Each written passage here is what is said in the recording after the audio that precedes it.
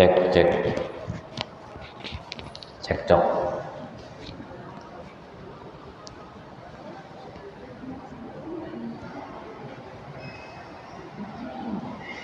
Masuk suara.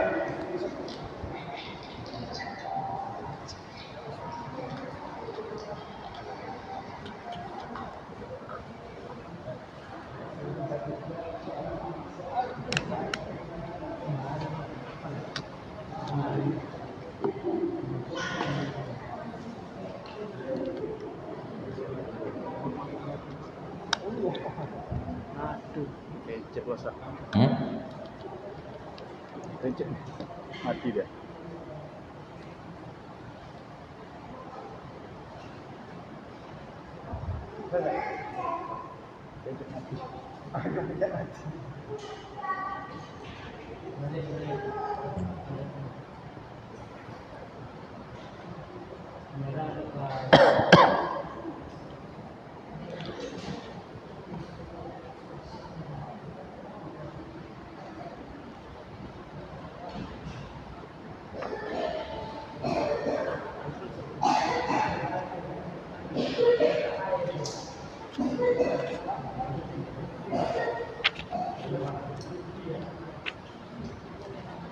Bismillah. Assalamualaikum warahmatullahi wabarakatuh. Innal hamdalillah nahmaduhu wa nasta'inuhu wa nastaghfiruh wa natubu ilaihi wa na'udzu billahi min syururi anfusina wa sayyiati a'malina. May yahdihillahu fala mudilla lahu wa may yudlil fala hadiyalah. Asyhadu an la ilaha illallah wahdahu la syarika lahu wa asyhadu anna Muhammadan abduhu wa rasuluh sallallahu alaihi wa ala alihi wa ashabihi wa sallama tasliman katsiran amma ba'd. Ayyuhal muslimun rahimani Allah wa iyyakum. Kita bersyukur kepada Allah Subhanahu wa taala yang senantiasa melimpahkan kepada kita taufik untuk menuntut ilmu, dan khususnya ilmu yang paling tinggi, yaitu ilmu mengenal Allah Subhanahu wa taala. Sungguh ini adalah anugerah yang sangat mahal. Tidak sembarang orang memiliki nikmat yang mahal ini. Semoga Allah memberikan kepada kita keistiqomahan untuk mengkaji agamanya, mempelajari ilmu yang bersumber dari Rasulullah SAW. Sekarang kita kaji kembali kitab Syarhu Asma'illahil Husna fi Dail Kitab wa Sunnati karya Syekh Sa'id ibni Ali ibni Wahab al-Qahtani rahimahullahu ta'ala.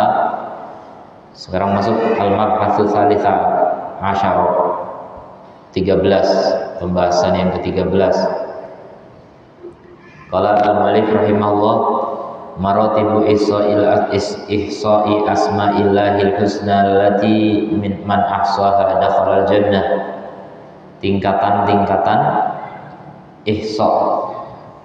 Saya enggak artikan ihsa karena biar menjadi istilah saja, karena dia maknanya banyak ya, kalau diartikan ke Indonesia ini panjang. Tingkatan-tingkatan ihsa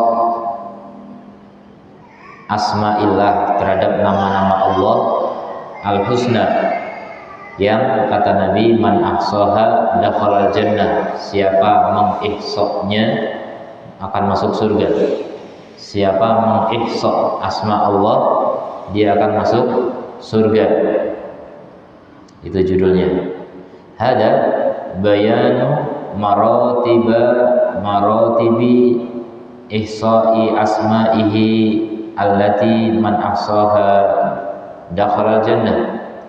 Ini adalah penjelasan tentang tingkatan-tingkatan ihsa terhadap asma Allah Ta'ala, yang barang siapa mengihsanya dia akan masuk surga. Hada wa qutbus sa'adah, dan inilah kutub kebahagiaan, poros kebahagiaan, poros keselamatan dan kesuksesan dunia dan akhirat. Jadi orang yang mengihsa asma Allah, dia telah memiliki poros bahagia.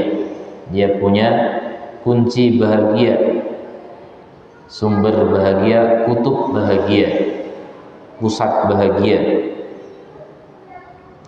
Tingkatan yang pertama, ihsa'u al-fadhiha wa adadiha, mengihsa lafaz-lafaznya dan menghitungnya. Jadi menghafal gitu maksudnya. Jadi menghafal. Tingkatan paling pertama adalah menghafal asma Allah al-husna. Al-martabatu tsaniyah, tingkatan yang kedua, fahuwa ma'aniha, fahmu ma'aniha wa madluliha, memahami makna-maknanya dan petunjuk-petunjuknya. Jadi memahami makna. Jadi pertama menghafal, kedua memahami. Dan ilmu itu begitu semua rata-rata ya. Ilmu agama itu menghafal dan memahami. Memahami lebih tinggi daripada menghafal. Orang walaupun nggak hafal, kalau dia paham, insya Allah sudah dianggap berilmu. Tapi kalau orang hafal doang, itu belum dikatakan berilmu. Kalau nggak paham, apalagi salah paham. Nggak paham itu belum berilmu, salah paham lebih buruk lagi ya, sesat. Maka pemahaman lebih penting daripada hafalan. Kemudian al-martabatu tsalitsah, tingkatan yang ketiga, du'a'uhu biha, berdoa. Jadi doa hamba atau berdoa kepada Allah biha, dengan asmaul husna. Sebagaimana kata Allah Subhanahu wa taala, walillahil asmaul husna, milik Allah lah asmaul husna, fad'uhu biha, maka berdoalah kepada Allah dengannya. Berdoalah kepada Allah dengannya. Surat Al-A'raf ayat 180. Wa huwa martabatani, dan tingkatan yang ketiga ini ada dua tingkatan lagi, yaitu apa? Yang pertama sana wa ibadah. Tingkatan yang paling tinggi ini sebenarnya, tingkatan yang paling tinggi dari berdoa adalah memuji dan beribadah. Jadi makna doa itu adalah memuji dan beribadah. Makanya zikir itu adalah doa, tapi dia bagian doa ibadah, ya, doa yang bermakna ibadah. Kemudian tingkatan yang kedua, dan ini yang di bawahnya, yaitu apa? Doa utolab wa mas'alah, doa yang bermakna menuntut dan meminta, memohon dan meminta. Ini yang menjadi istilah secara mutlak. Berdoalah maksudnya meminta, memohon kepada Allah. Nah, itu salah satu bagian dari makna doa, tapi lebih populer karena dia lebih khusus. Kalau doa yang lebih umum adalah seluruh ibadah. Seluruh ibadah adalah doa. Maka perintah Allah dalam surat Ali Imran Al-A'raf ayat 180, fad'uhu biha, maka berdoalah kepada Allah dengannya. Itu yang paling tinggi adalah beribadahlah kepada Allah dengannya. Jadi tidak hanya bermakna apa? Meminta, tapi berzikir, memuji Allah dengan asmaul husna dan melaksanakan konsekuensinya. Itulah ibadah dengan asmaul husna. Makanya ini dituntut harus paham. Martabat kedua harus punya. Kalau nggak tahu konsekuensi dari asmaul husna, nggak tahu bagaimana aplikasi ibadahnya, gimana penerapannya dalam bentuk ibadah, maka harus paham konsekuensi dari al-asmaul husna. Jadi tingkatan yang kedua dari tingkatan yang ketiga, yaitu doa tolak dan masalah, fala yuthni alaihi illa bi asma'ihi al-husna. Ini kalau yuthni kembali ke yang pertama lagi ya, berarti digabung ini mungkin. Maka tidak memuji Allah kecuali dengan asma-asmanya yang husna dan sifat-sifatnya yang tinggi. Wa kadzalika la yus'alu illa biha, demikian juga tidak diminta kecuali dengannya. Nah, ini dua digabung ya, ada sana, ada doa.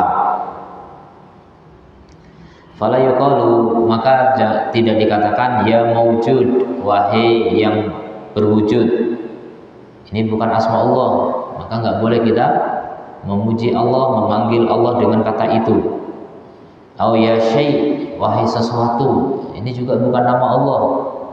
Tidak boleh kita berdoa atau berzikir dengan syai' atau ya data, ya data, oh ya datu, wahid dat. Ini juga bukan nama Allah. Ighfirli warhamni, ini isi doanya. Yang jelas panggilannya sudah salah. Bal yus'alu fi kulli matlubin, bahkan Allah diminta dalam setiap permintaan bismin yakunu muqtadiyan lidzalikal matlub, dengan nama yang menjadi konsekuensi dari tuntutan atau permintaan itu. Jadi disesuaikan, kita minta apa, maka panggillah nama Allah yang sesuai dengan isi permintaan kita. Maka fayakunu sa'il mutawassilan ilaihi bidzalikal ism, sehingga orang yang meminta tadi, yang berdoa, dia telah bertawassul kepada Allah dengan nama itu. Ya, dengan nama itu, misalnya ya Ghafur, Ighfirli, wahai yang Maha Pengampun, ampuni aku. Ini namanya tawassul dengan Asmaul Husna. Wa man ta'ammala ad'iyatar rusul, siapa yang memperhatikan doa-doanya para rasul, wala siyama khatamahum, terlebih lagi adalah penutup para rasul, khatamuhum wa imamuhum, dan pemimpin mereka, wa wajadaha, maka dia akan mendapati mutabiqatan lihada, sesuai dengan ini. Wa hadhil ibarah aula min ibarati man qala, ungkapan ini lebih bagus daripada ungkapan orang yang mengatakan yatakhallaqu bi asma'illah, berakhlak dengan asmaullah. Ini tidak tepat ya. Ada istilah beribadah dengan asma Allah adalah berakhlak dengan asmaullah. Ini enggak tepat. Lebih bagus adalah menjalankan konsekuensi gitu, menjalankan konsekuensinya.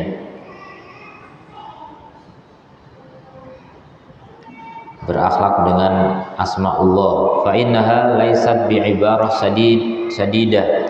Ini bukan ungkapan yang tepat. Wahia muntaza'atun min qaulil falasifah, dan ini diambil dari perkataan filosof, bit tasyabbuh bil ilahi qadrat tokoh, yaitu untuk menyerupai sesembahan sesuai dengan kemampuan. Kita disuruh niru Allah gitu. Ini nggak pas ungkapan itu ya, karena Allah itu nggak boleh diserupai dan nggak akan bisa diserupai. Maka lebih bagus adalah ungkapan ibadah kepada Allah dengan tuntutan apa? Asmaul Husna. Kita beribadah kepada Allah sesuai dengan tuntutan Asmaul Husna, bukan berakhlak menyerupai akhlaknya Allah. Wa sanu minha ibaratu Abil Hakam Ibni Burhan, dan lebih bagus lagi ungkapan Abul Hakam Ibnu Burhan, wahya, yaitu at-ta'abbud, beribadah. Wa ahsanu minha al-ibarah al-mutabiqah lil Qur'an, dan lebih bagus lagi dari ungkapan itu adalah ungkapan yang sesuai dengan Al-Qur'an, yaitu apa? Ad-du'a, berdoa. Kenapa? Doa lebih luas daripada ibadah. Doa mencakup ibadah dan mencakup masalah. Jadi lebih lengkap. Al-mutadammin li ta'abbud was su'al. Jadi doa itu mengandung ibadah dan mengandung permintaan.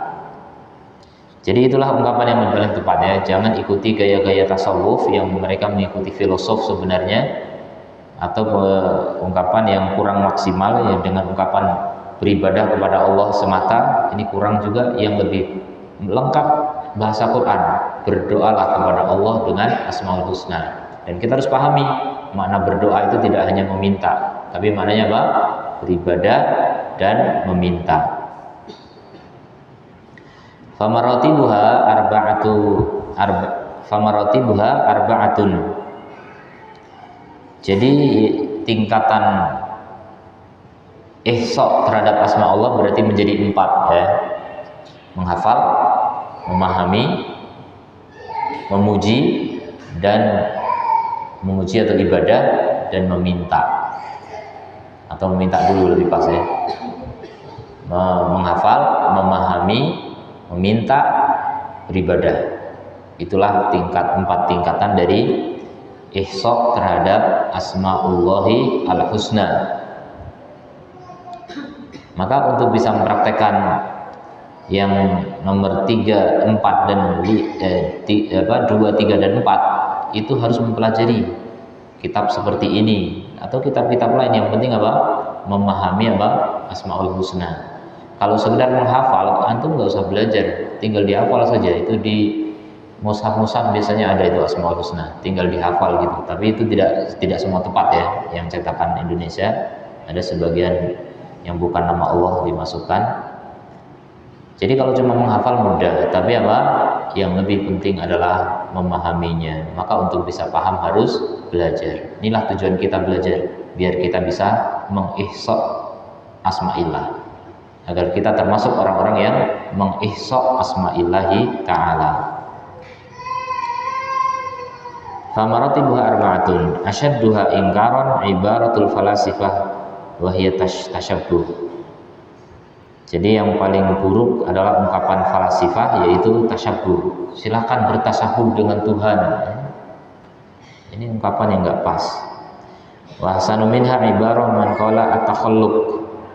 Lebih bagus dari ungkapan falasifah adalah berakhlaklah dengan akhlak-akhlak Tuhan. Ini juga masih rendah sebenarnya. Lebih bagus lagi daripada itu ungkapan orang mengatakan ta'abbud. Tadi ungkapannya Abil Hakam Ibnu Burhan, beribadah. Dan yang paling bagus adalah ungkapan Quran, yaitu apa? Berdoa. Itu lebih maksimal. Jadi kita mengesok kalimatul asmaullah itu adalah dengan apa? Berdoa dengan asmaullah itu. Tapi doanya 2 tadi ya, doa permintaan dan doa ibadah atau pujian. Ya, doa ibadah atau pujian. Itulah dia pembahasan yang ke-13 berkaitan tentang apa? Tingkatan mengihsa kalimat ihsa asma'illah. Ada 4 pemahaman di sini ya. Falasifah memahami ihsa maksudnya tasyabbuh.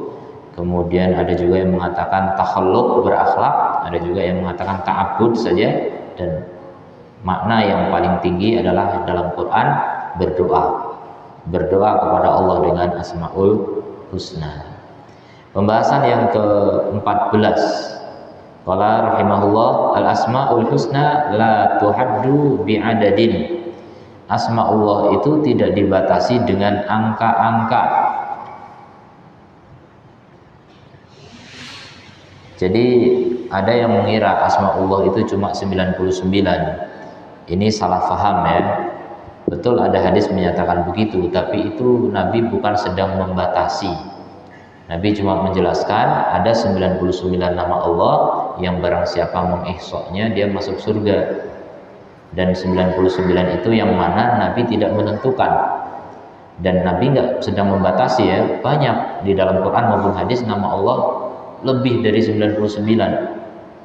Maka ulama berijtihad. Mereka memilih di antara nama itu yang lebih dari 100 itu, dipilih oleh mereka mana yang paling bagus menurut mereka masing-masing. Ini 99 silakan diihsa. Yang lain mengatakan yang ini, yang lain yang ini. Beda-beda, tidak masalah. Antum pilih manapun bebas, tidak masalah. Ya, pokoknya yang penting antum kuasai 99 nama, antum fahami, antum pakai dalam doa, antum pakai dalam ibadah. Maka antum mengamalkan ihsa terhadap asmaullah. Al-asmaul husna la tadkhulu tahta hasrin. Jadi nama-nama Allah yang indah itu tidak masuk di bawah pembatasan. Jadi tidak ada batasnya. Wala tahuddu bi'adadin wala tuhaddu bi'adadin, tidak dibatasi dengan angka. Fa inna lillahi ta'ala asma wa sifat. Karena Allah memiliki nama-nama dan sifat-sifat istaktsara biha fi ilmil ghaibi indahu, yang Allah simpan, yang Allah monopoli di sisinya dalam ilmu gaibnya. Jadi ini rahasia Allah, yang ini nggak ada yang tahu kecuali Allah. Menunjukkan asma Allah masih banyak di sisi Allah. Sementara yang diturunkan kepada Nabi Muhammad SAW Itu saja lebih dari 99. Yang disimpan wallahu a'lam berapa, hanya Allah yang tahu. Artinya jangan mengatakan nama Allah cuma 99, itu salah ya. Itu pernyataan yang salah, menyelisih adillah ya, dalil-dalil. La ya'lamuha malakun muqarrabun. Jadi yang disimpan oleh Allah itu pun tidak diketahui oleh malaikat yang dekat, yang didekatkan kepada Allah. Wala nabiyyun mursalun, nabi yang diutus pun tidak tahu, hanya Allah sendiri yang tahu. Kama fil hadits sahih, ini berdasarkan hadis sahih ya, pernyataan Nabi sallallahu alaihi wasallam dalam doa beliau berdoa dengan tawassul dengan seluruh asmaul husna. Kata beliau, as'aluka bikulli ismin huwa laka. Aku mohon kepadamu ya Allah dengan seluruh nama-nama milikmu. Ini tawassul dengan apa? Seluruh asmaul husna. Jadi mohon kepada Allah dengan tawassul dengan menggunakan seluruh nama milikmu. Samaita bihi nafsaka, yang engkau namakan dirimu dengan nama itu. Aw 'allamtahu ahadan min khalqika, atau engkau ajarkan nama-nama itu kepada salah satu dari makhlukmu, yaitu Rasul. Aw ista'tharta bihi fi 'ilmil ghaibi 'indak, atau yang engkau monopoli sendiri ilmunya dalam ilmu gaib di sisimu. Ya, ini yang rahasia Allah. Ini bukti yang sangat kuat yang menunjukkan Asmaul Husna tidak ada yang tahu jumlahnya kecuali Allah. Maka jangan membatasi dengan angka, kita nggak tahu. Ya, jangan membatasi dengan angka. Maka berdasarkan hadis ini yang diriwayatkan oleh Imam Ahmad dan disahihkan oleh Syekh Nasiruddin Al-Albani rahimahullah, Allah menjadikan, Rasul menjadikan dalam hadis ini nama-nama Allah itu ada 3 bagian. Yang pertama kismun sama bihi nafsahu, nama atau nama-nama Allah yang Allah menamakan dirinya dengannya, dan Allah tampakkan dia kepada siapa yang Allah kehendaki dari malaikat-malaikat atau yang lainnya. Walam yunazzal bihi kitabahu walam yanzil bihi kitabahu, tapi Allah enggak turunkan di dalam Quran. Mungkin dikasih tahu ke malaikat, tapi enggak diturunkan di dalam kitab. Ini yang pertama. Nama Allah yang hanya makhluk tertentu yang tahu dan tidak diberitahukan kepada Rasulullah Sallallahu Alaihi Wasallam. Bagian yang kedua adalah apa yang Allah turunkan di dalam kitabnya sehingga diketahui oleh hamba-hambanya, diketahui oleh Rasulullah. Enggak di kitab juga, di hadis gitu kan. Hadis juga wahyu dari Allah Subhanahu wa taala. Ini bagian yang kedua. Bagian yang ketiga adalah yang disimpan oleh Allah di dalam ilmu gaibnya. Tidak ada yang mengetahuinya seorang pun dari makhluknya, hanya Allah sendiri yang tahu. Oleh karena itu Nabi mengatakan ista'tharta bihi, engkau monopoli sendiri. Ai infaratta bi'ilmihi, engkau bersendirian dengan ilmunya. Walaisal murad infiraduhu bitasammi bihi, dan bukanlah maksudnya Allah bersendirian dengan nama itu, bukan. Allah bersendirian dengan nama itu iya, tapi sekaligus Allah bersendirian dalam mengetahui nama itu, hanya Allah yang tahu.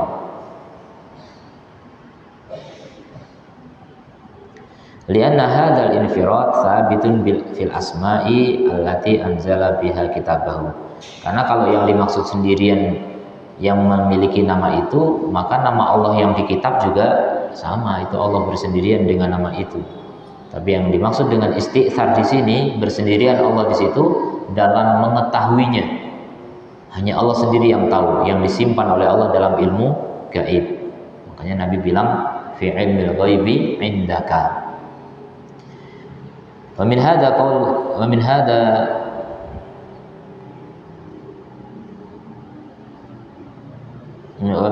qaulin Nabi sallallahu alaihi wasallam fi hadits syafa'ah. Maka dari sini perkataan Nabi dalam hadis syafa'ah, fayuftahu alayya, maka dibukakan atasku min mahamidihi, dari puji-pujian. Wa min hadza qaulun nabi, termasuk dalil tentang ini adalah perkataan Nabi SAW dalam hadis syafa'ah.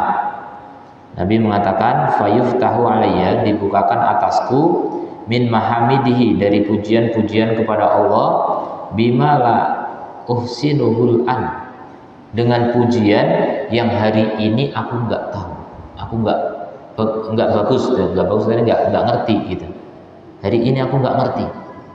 Jadi baru dibuka nanti ketika hari kiamat, ketika mau minta syafaat uzma, ya, syafaat yang paling besar. Nabi mendekat ke arsy, kemudian sujud kepada Allah, kemudian memuji Allah dengan pujian yang hari ini aku nggak tahu pujian itu, baru dibuka nanti. Dan yang namanya memuji pakai apa? Pakai Asmaul Husna. Nah, itu di situ mulai tersingkap lagi oleh Nabi nama-nama Allah yang lain yang sekarang masih disimpan oleh Allah Subhanahu wa taala. Ini dalil juga yang sangat kuat menunjukkan adanya nama-nama Allah yang masih tersimpan di sisi Allah Subhanahu wa taala. Jadi Nabi jelas mengatakan aku nggak tahu sekarang.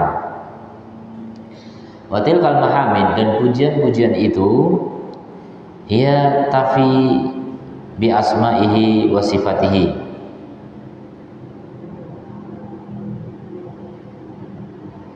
dia memenuhi atau dia menggunakan nama-nama dan sifat-sifatnya.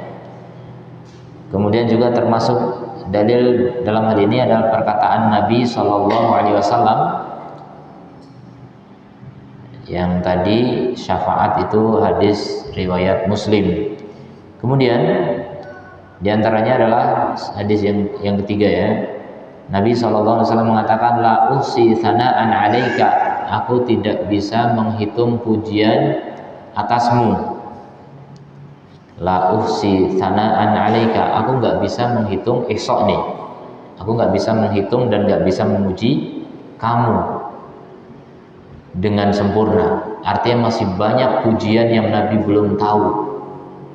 Anta kama athnaita ala nafsik, engkau sebagaimana engkau memuji dirimu sendiri. Jadi Allah yang lebih ahli untuk memuji Allah Subhanahu wa ta'ala. Nabi saja masih belum bisa memuji Allah dengan sempurna.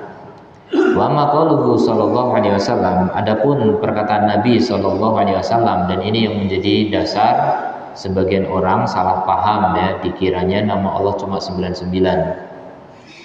Ini banyak sekali kaum muslimin yang mengira begitu, salah paham memahami hadis ini. Karena kalau hadis ini dipegang, berarti 3 hadis yang tadi nggak kepake. Kalau hadis ini benar, maksudnya pemahaman mereka benar, nama Allah cuma 99, berarti hadis yang tadi salah semua. Dan itu mustahil, ya. Satu hadis mengalahkan 3 hadis. Kalau mau kuat-kuatan, ya lebih kuat yang 3 tentunya. Makanya nggak kuat-kuatan, tapi bagaimana kita menjamak, menggabungkan hadis yang sepertinya berseberangan. Maka kita pahami sekarang. Sabda Nabi SAW, Inna lillahi tis'atan wa tis'ina isman. Sungguhnya Allah memiliki 99 nama. Enggak titik di situ. Kalau titik di situ mungkin orang bisa pahami, oh Allah cuma punya 99 gitu. Nabi masih melanjutkan. Artinya kelanjutan dari hadis ini itu adalah menjelaskan hakikat dari 99 nama itu. Jadi 99 nama ini memiliki karakteristik, memiliki sifat. Apa sifatnya? Man ahsaha dakhalal jannah. Yang barang siapa mengihsaq 99 nama itu, dia masuk surga. Jadi Allah punya 99 nama yang barang siapa mengihsaqnya masuk surga. Tapi Allah masih punya nama lain yang tidak memiliki karakteristik itu, begitu. Jadi ini bukan pembatasan. Maka pahamilah baik-baik, ya. Fal kalamu jumlah wahidah. Jadi kalam hadis Nabi ini satu kalimat, satu jumlah. Jangan dipotong. Kalau cuma dipotong sampai isman tadi, udah selesai, nama Allah 99 memang. Tapi masih ada sifatnya, man ahsaha dakhalal jannah. Dan berkata Nabi, man ahsaha dakhalal jannah, sifat la khabarun mustaqillun. Jadi dia adalah sifat, bukan khabar yang terpisah. Wal maknanya lahu asmaun, Allah memiliki nama-nama muta'addidah yang berbilang banyak maksudnya. Min sya'niha, yang perkaranya anna man ahsaha dakhala jannah, bahwa siapa yang mengihsanya dia akan masuk surga. Wa hadza la yanfi, dan ini tidak menafikan an yakuna lahu asmaun ghairuha, Allah memiliki nama-nama yang lainnya. Dan ini sebanding dengan perkataan kita ya. Misalnya orang mengatakan li fulan mi'atu mamluk, fulan memiliki 100 budak. Kalau berhenti sampai di situ mungkin kita pahami memang cuma 100 budaknya, tapi belum berhenti. Fulan memiliki 100 budak, qad a'addaha lil jihad, yang telah dia siapkan untuk berjihad. Maka ini tidak menafikan ya bahwa dia juga memiliki budak-budak yang lain yang tidak disiapkan atau yang disiapkan untuk selain jihad. Dia masih memiliki budak-budak lain yang disiapkan untuk selain jihad, yaitu apa? Untuk menjadi pelayan dia masih. Tapi dia siapkan 100 budak untuk jihad. Ini bukan pembatasan. Wa hadza la khilafa bainal ulama fihi. Maka ungkapan seperti ini nggak ada perbedaan di antara ulama ahli bahasa ataupun yang lainnya ya. Sama dalam bahasa Indonesia pun begitu ya. Saya bilang begini, saya memiliki 100 juta yang saya siapkan untuk membangun pesantren. Apakah artinya saya nggak punya duit lain? Kan tidak. Saya masih punya 1 miliar atau mungkin 1 triliun gitu.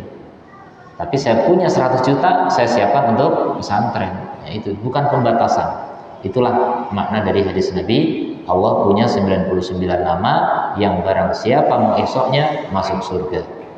Jelas ya? Karena masih banyak orang yang tidak paham itu, mengira nama Allah cuma 99. Kemudian yang lebih buruk lagi, mengira nama Allah cuma sekedar nama. Maksudnya apa? Nggak ada maknanya. Maksudnya apa? Nama Allah itu nggak mengandung sifat. Ini lebih buruk. Karena kalau nama Allah nggak punya arti, berarti nggak mengandung sifat. Berarti memang apa? Bukan Asmaul Husna. Nah, nama Allah disebut husna, indah, karena apa? Karena maknanya, bukan lafadznya. Lafadznya indah banget atau ditulis indah banget, bukan. Tapi karena mengandung makna yang sempurna, makanya dia menjadi indah, Asmaul Husna. Nah, berarti kalau seandainya taruhlah nama Allah cuma 99, maka minimal Allah punya sifat 99 juga. Terus kenapa mereka menganggap sifat Allah cuma 7, cuma 8, cuma 20 dan sekian-sekian? Nah, ini juga keanehan tersendiri ya. Meyakini nama Allah 99 tapi sifat Allah kurang dari 99. Itu lebih buruk ya daripada orang yang mengatakan sifat Allah juga 99 atau lebih. Yang betul ya lebih. Nama Allah 99 taruhlah yang kita ketahui, yang disimpan Allah masih banyak. Tapi dari 99 ini semuanya mengandung sifat, dan banyak juga sifat Allah yang tidak dijadikan nama. Maka sifat Allah jauh lebih banyak daripada namanya. Nah, itulah yang diyakini oleh Ahlus Sunnah wal Jamaah. Sekarang pembahasan yang ke-15, dan ini mulai membahas nama-nama Allah Subhanahu wa taala sampai akhir kitab ya, insyaallah satu persatu nama Allah akan dikaji makna-maknanya.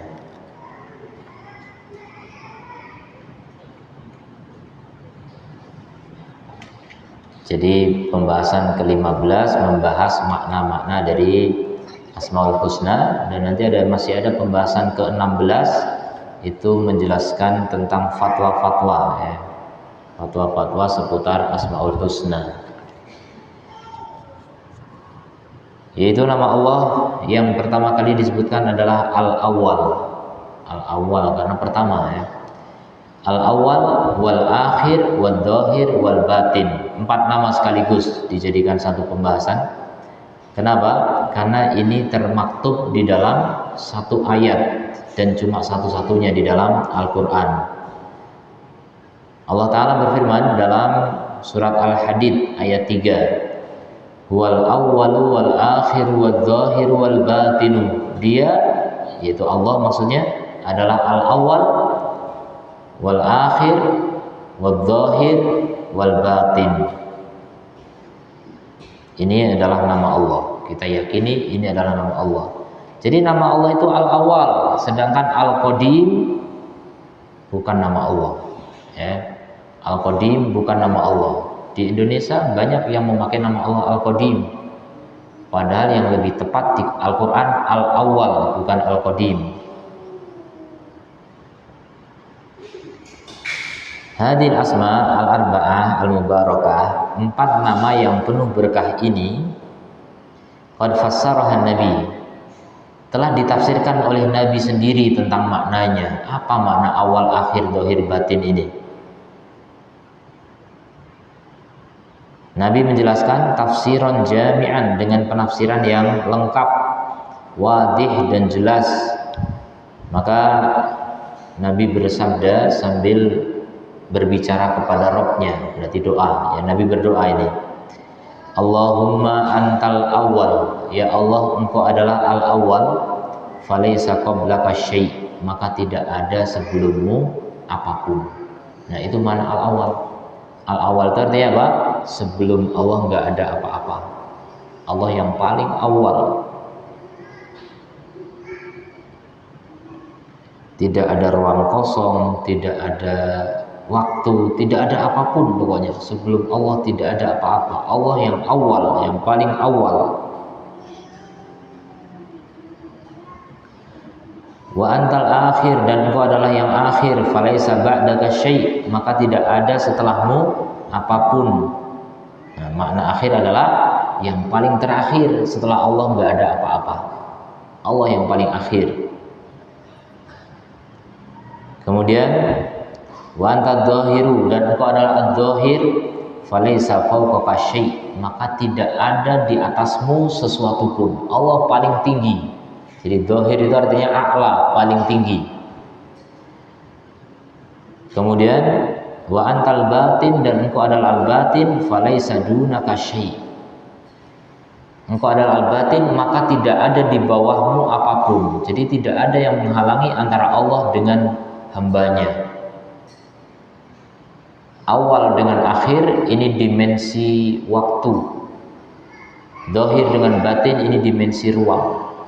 Jadi ini merupakan apa? Ihatoh, ya, peliputan Allah terhadap seluruh makhluknya. Allah meliputi seluruh makhluk, baik dalam dimensi waktu maupun dimensi ruang.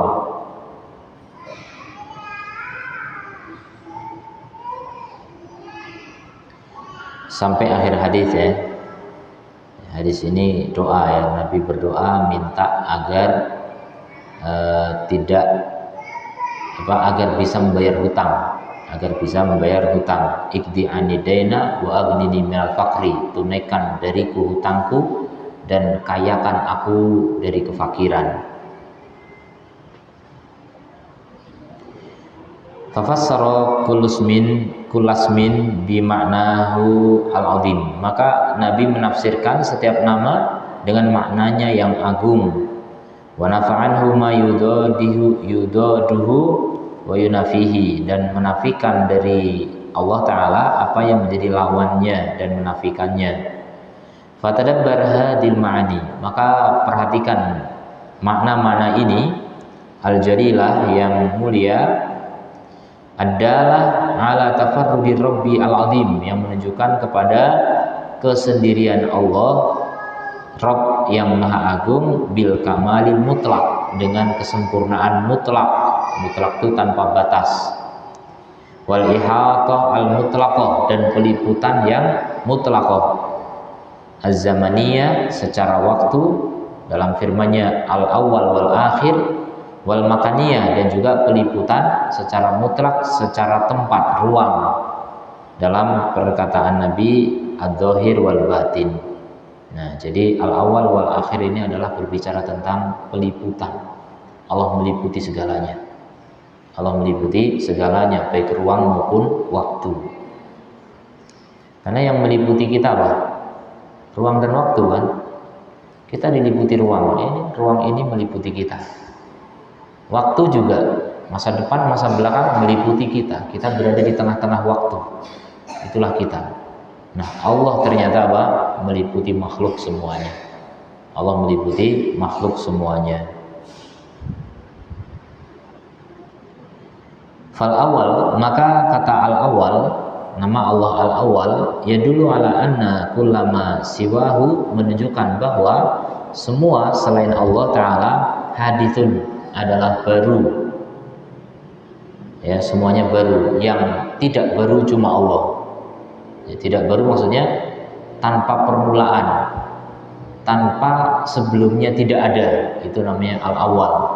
Kalau seluruh makhluk selain Allah sebelumnya pernah tidak ada. Seluruh makhluk itu baru. Baru itu artinya apa? Sebelumnya pernah tidak ada.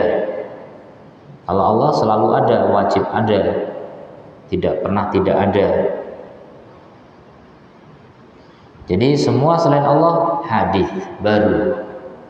Bukan hadis ya, beda ya. Hadis itu baru. Kalau hadis ucapan. Kainun ba'da'an lam yakun. Jadi ada setelah sebelumnya tidak ada. Itulah makhluk, itulah selain Allah. Wa yujibu lil 'abdi an yalhadha fadla rabbih. Maka hal ini berkonsekuensi. Nah, ini yang penting untuk kita. Apa konsekuensinya kalau kita tahu ini? Apa konsekuensi dari kita mengenal nama Allah? Setiap nama Allah ada konsekuensinya. Ini yang kita bisa praktekkan dalam ibadah.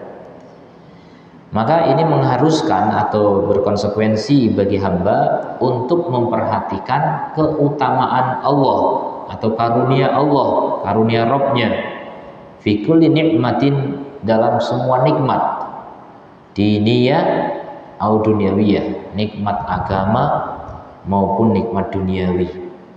Kenapa? Karena semuanya itu dari Allah. Allah yang awal, Allah yang mengadakan, semua diadakan oleh Allah.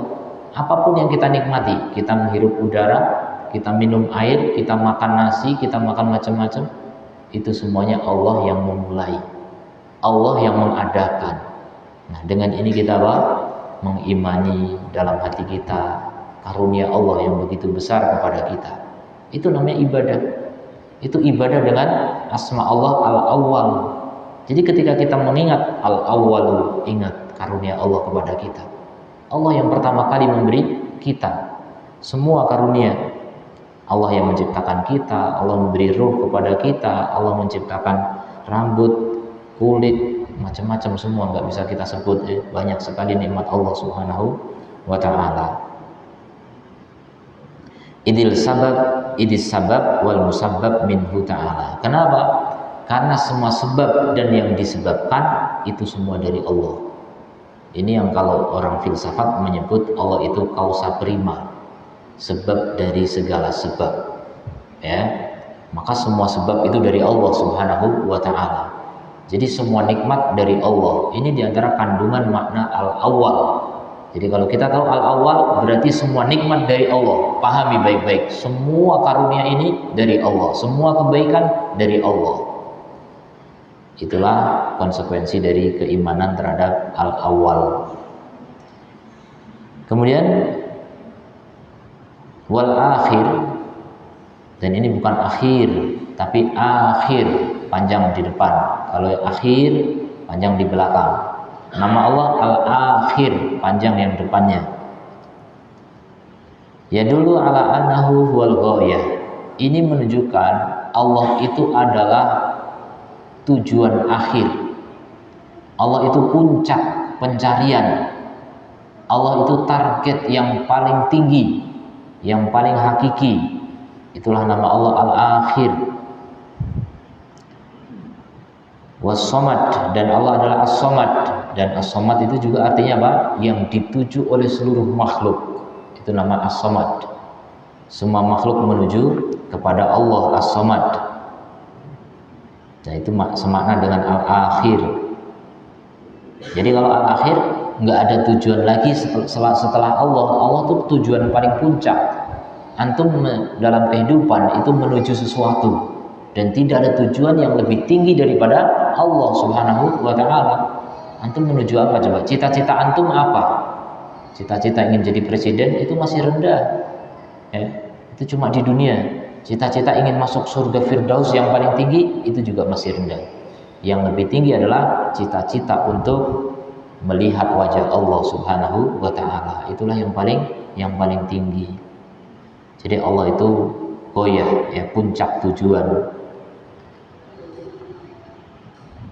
Allati tasmadu ilaihi al-makhluqat, di mana seluruh makhluk itu menuju Allah Subhanahu wa taala. Bita'alluhiha, dengan beribadah kepadanya. Nah itu. Jadi puncak pencarian itu sebenarnya beribadah kepada Allah. Kita hidup ngapain aja, coba kerjakan semua hal. Apa yang paling mulia? Beribadah kepada Allah. Nggak ada yang lebih mulia dari itu. Antum mengabdi kepada raja nggak setinggi antum mengabdi kepada Allah. Mengabdi kepada orang tua nggak setinggi mengabdi kepada Allah. Puncaknya adalah mengabdi kepada Allah Subhanahu wa taala. Makanya rugi sekali menjadi orang kok mengabdi kepada istri misalnya. Bahkan belum jadi istri sudah mengemis cinta kepadanya, naudzubillah min dzalik, menghinakan diri kepada makhluk. Ini banyak. Makanya kalau berkaitan dengan nama Allah Al-Akhir, manusia paling terkutuk adalah yang mengabdi kepada selain Allah. Ada yang mengabdi kepada berhala, macam-macam berhala, ya, sesembahan-sembahan macam-macam. Ada juga yang mengabdi kepada dunia, menyembah dolar, menyembah kedudukan, mengikuti setan. Ini menyembah setan juga, mengikuti hawa nafsu, menyembah nafsu.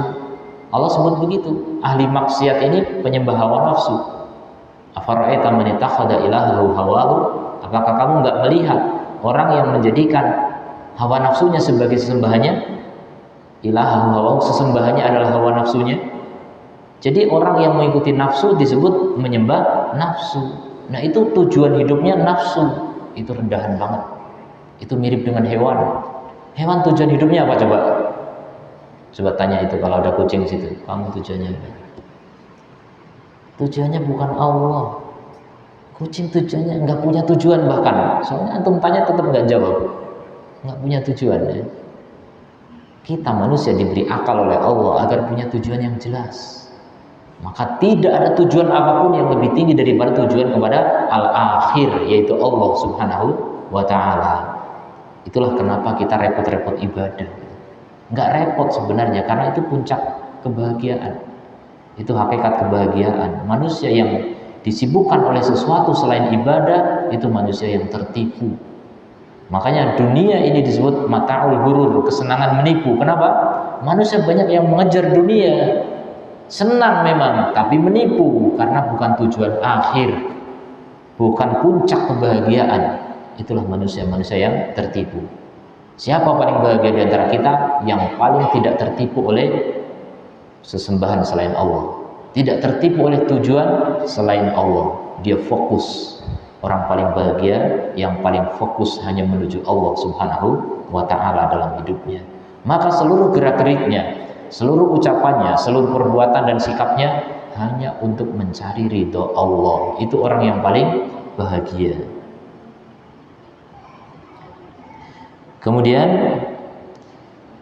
warahbatihi warahbatiha, jadi menyembah Allah, kemudian berharap kepada Allah dan takut hanya kepada Allah, dan seluruh tuntutan hanya kepada Allah Subhanahu wa ta'ala.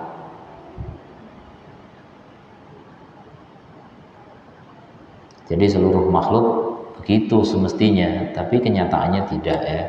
Banyak para pembangkang yang mau mencari kesengsaraan.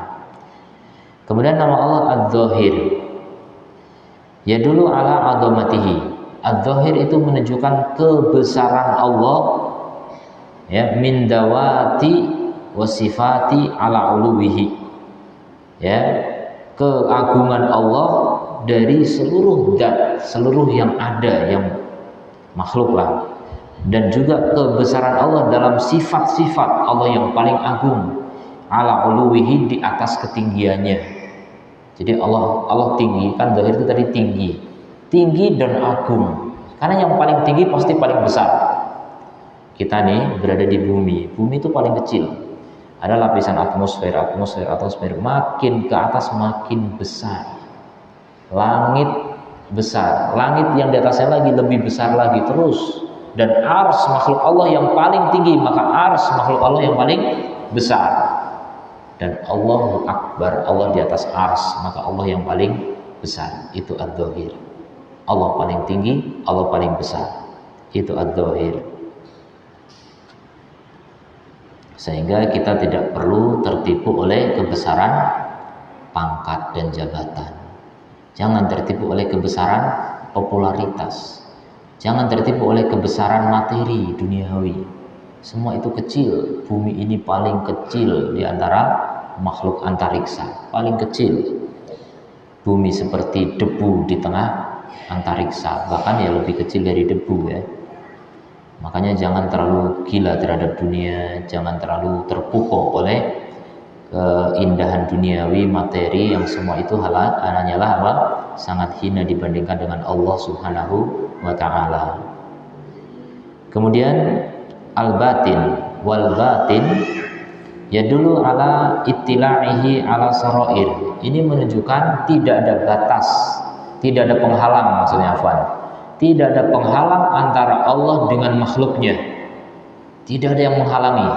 Artinya apa? Ini menunjukkan ala ittila'ihi, menunjukkan penelaahan. Penelaahan itu kalau bahasa kita mudahnya penglihatan. Allah melihat, menelaah ala sarair, terhadap seluruh rahasia. Jadi tidak ada yang tersembunyi dari Allah Ta'ala. Semua makhluk yang kecil-kecil itu Allah lihat. Bahkan isi hati manusia Allah tahu. Itulah mana al-batin. Jadi batin kita yang paling dalam, ini kan batin, hati. Allah tahu di situ. Allah lebih tahu bahkan daripada diri kita sendiri. Itulah nama Allah al-batin. Jadi nggak ada yang menghalangi antara Allah dengan batin kita.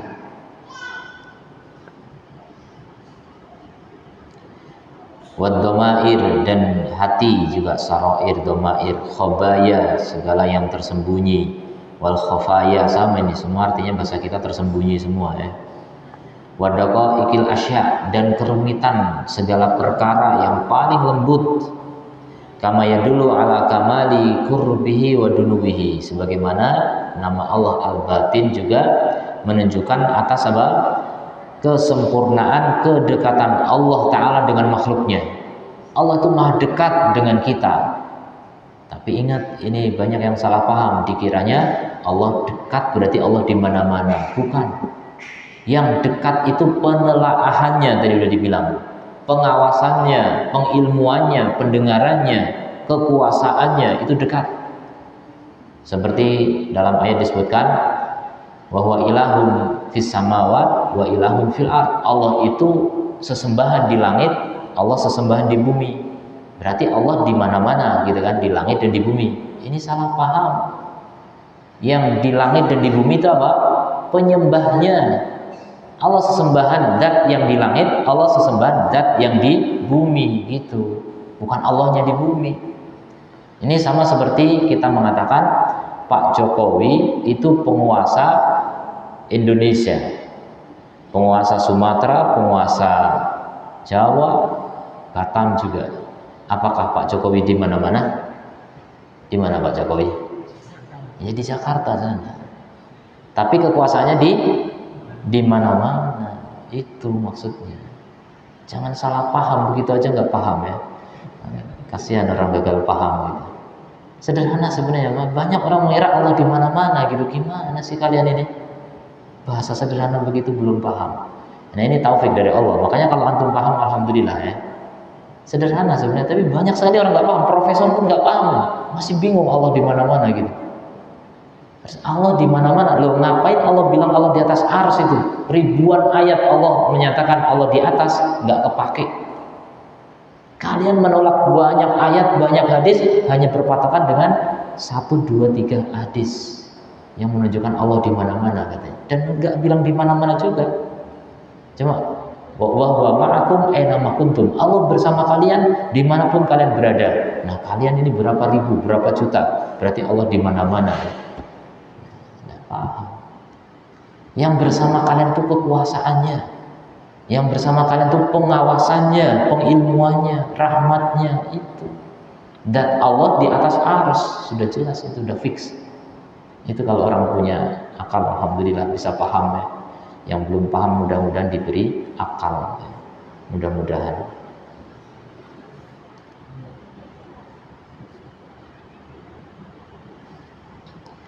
Kama yadullu ala kamali qurbihi wa dunubihi. Jadi sempurna, kedekatan Allah itu sempurna. Kenapa? Pengawasan Allah sempurna. Allah enggak tersembunyi apapun bagi Allah. Kalau kita mengenal ada makhluk gaib ya, bagi Allah enggak ada yang gaib, semuanya nyata, jelas, gamblang. Allah Maha dekat dengan semuanya. Jadi enggak ada yang tersembunyi. Wala yatanafa ad-dhahir wal batin. Tidak bertentangan antara zahir dengan batin. Sebagaimana enggak bertentangan antara al-awal dengan al-akhir, itu enggak bertentangan. Itulah dimensi Allah Subhanahu wa taala. Li'anna Allah laisa kamitslihi syai', karena Allah itu tidak serupa dengan apapun. Nah, ini jangan dibayangkan lagi gimana ini Allah di mana-mana. Jangan dibayang-bayangkan. Itulah maknanya ya. Allah di atas, Allah juga di bawah. Maksudnya yang di bawah ini kekuasaannya, yang di atas zatnya. Jadi jangan bingung. Bahkan Nabi pernah menyatakan begini, Allah cerita, jarak antara bumi dengan langit 500, tebalnya langit 500, jarak langit pertama dengan kedua 500, tebalnya langit kedua 500, terus 500, terus sampai arsy, dan Allah di atas arsy, dan dia mengetahui apa yang ada pada kalian. Tuh lihat, setelah menjelaskan ketinggiannya, dijelaskan juga kedekatannya. Kedekatannya berupa apa? Mengetahui apa yang kalian lakukan. Itulah kedekatannya. Jadi bukan berarti Allah turun di mana-mana, tidak.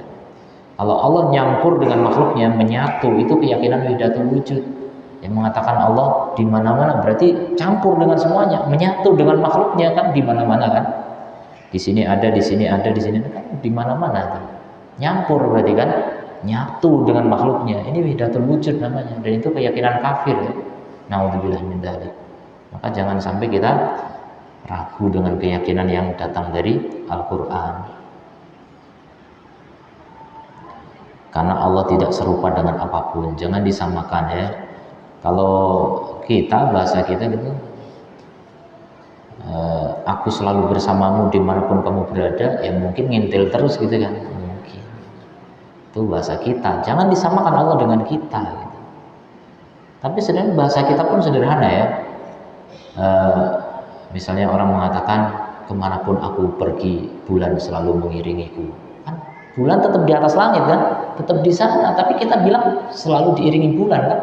Aku di Jakarta ada bulan, di Bandung ada bulan, di mana-mana ada bulan ya. Tapi bulan di mana? Ya tetap di sana gitu. Berarti yang bersamaku apanya? Cahayanya gitu. Mudah memahami seperti itu ya. Jangan bentrok-bentrokkan itu antara ayat ya. Ayat itu enggak bentrok, otak kamu yang bentrok ya. Kasihan ya. Ada pertanyaan mungkin sampai di sini?